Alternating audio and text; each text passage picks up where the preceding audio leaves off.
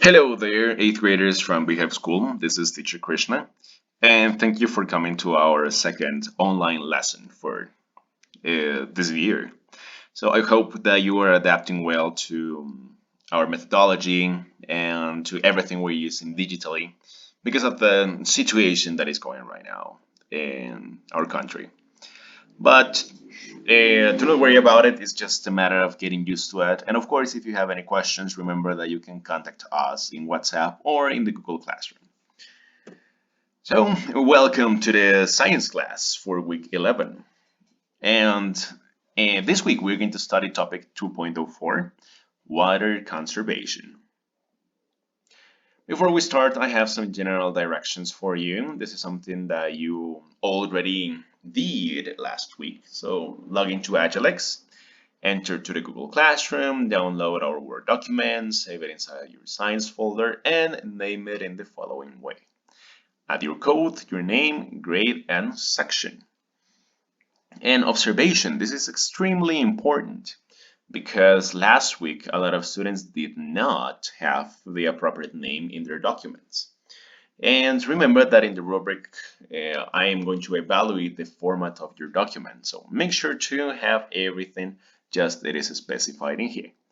Here we have two examples, one below the specifications and another one in the image. In the image, you can see code number 6, name Krishna Ochoa, and grade 8th A, for example.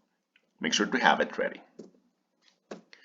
Right, and as we move, remember to take notes on the Word document. That's something very important that you do not have to forget, because that is going to help you out to keep track of the things that you are learning, and of course to have a backup whenever you need to extra study this topic. All right.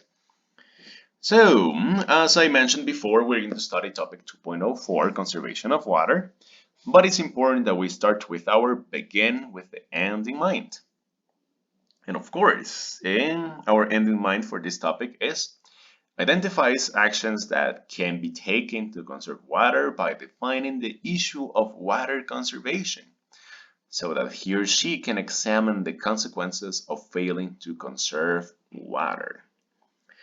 So this topic is extremely important because it is related to one of the biggest problematics that we have going on right now in the world. And no, I'm not talking about the coronavirus. I'm talking about the conservation of water. Because if we do not take care of water appropriately, we're going to have several consequences in the future. Right, so first we have a very big question. It is, what is conservation of water? Here we have a definition for it. Individual or group whole efforts to preserve the quality and quantity of water that will be available for usage. So, and I can give you a clear example. For example, when you brush your teeth, it's very important to close the water when you are washing them. So it's better if you just use a cup of water and then you just reuse that water to finish washing your teeth. Because if you just let the water flow, you are totally wasting a lot of water. That will be an example of an individual effort for conserving water. Then later on, we're going to take a look at a concept that is recycling water, and I will classify as a groupal effort to preserve it, because many people are working hard to recycle water. All right. So here we have a graphic on how much water is used in the United States. So as you can notice, we have different colors around. And for purple, we have that is a public supply.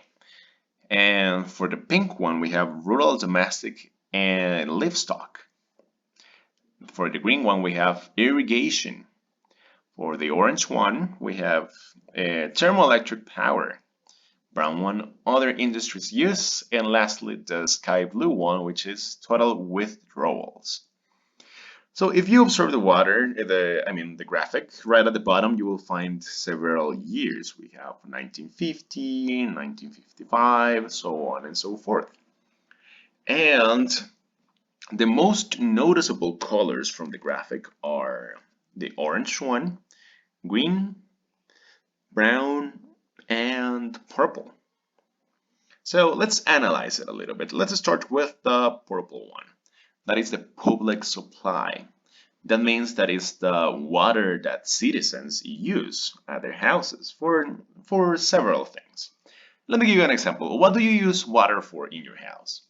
You can use it to take a shower, when you go to the restroom, whenever you are doing the dishes, when you are preparing food, etc., etc. That is part of the public supply. All right. So you can notice, and we can compare the graphics from 1950 and the 2000s. You can notice that the usage of water is actually going higher because of the increasing in population that we have had throughout the time. Let's continue with the green one, that is irrigation. Irrigation means the water that, for example, farmers use to water all of their plants or all of their plantations, such as corn plantations, apple plantations, lemon plantations, etc., etc. And as you can notice, there is a huge difference between the amount of water that citizens use and the amount of water that big industries or big farms use to irrigate their plants. And lastly, we have the orange one, the thermoelectric power. And you can notice that in the last years, it's the highest one above all of them. And that tells us that thermoelectric power is using a huge amount of water around. So as you can notice, the biggest amount of water is not used by all citizens, but it is used by huge industries that have to water their plantations, and of course by electric power industries as well, just like we can see here in the graphic. All right, next we have how much water does it take? So please now go to topic 3.04, page number 2, pantry, and add to your summary how many gallons of water it takes to produce the objects shown in the picture. Here we have 5 objects. We have a plastic bottle, a watermelon, a hamburger, 2 slices of bread, and an egg. So when you click on those pictures, they will tell you how many gallons of water it takes to produce one of those objects. For example, here, a 2-liter bottle of soda takes 85 to 130 gallons of water to be produced. That's a huge amount of water, if you ask me. So you have to identify how many gallons it takes to produce the rest of objects, and of course, add it to your summary. And it will be a good time to reflect a little bit about how much water we're using to produce all of these things. Okay, once you're done, remember you can pause the video, go to your Word document and go back. So don't worry about it. And here we have another example. We have a computer chip. So to produce one computer chip, it takes 10 gallons of water. It's a lot. And now imagine the amount of computer chips that are around. Let's suppose that there are 1,000 people that have one of these chips in their computers. Of course, computers have way more chips than that, but let's just talk about one of them. If we multiply that by 10, 1,000 times 10, we have 10,000 of gallons of water, which is a lot. We have fish farming as well. So in fish farming, they use what they call a recycling aquaculture system. So they notice that they use a lot of water and that they wouldn't just like to simply waste all of the water. So they use these huge aquariums or these huge fish tanks that they have some sort of filters. So through those filters, they are able to use the same water that was originally in those tanks.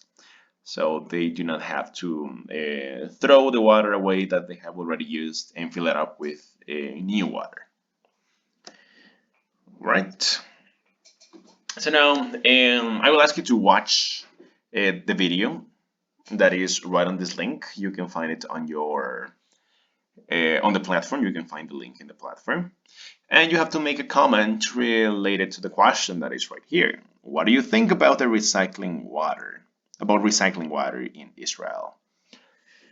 So please go to Agilix, find the video, watch it, and answer this question in your Word document. Once you are done, you have to make your evaluation. Watch the video and answer all questions in the water conservation worksheet. Notice that this is another video. This is not the video about recycling water in Israel. It's a different one. So please do not confuse them both. They are two different videos. And you will find both in page 4 for the topic 3.04. Then you have to upload your worksheet to, and I'm sorry, there is an extra two, your worksheet and summary to the assessment for topic 3.04. And notice that there is a rubric for the evaluation. You can check the rubric in page 4 of topic 3.04. And that will be it for today's lesson. And I wish you luck with the exercises you have to do today. Make sure to upload them on time. And I hope that you are doing well, that you are safe at home. And keep in mind that if it's not extremely necessary to go out, please stay at home. That's because of safety, and that's for your health and for everyone's health. So thank you a lot, guys, one more time for coming. This is Teacher Krishna, and I will see you next week. Take care.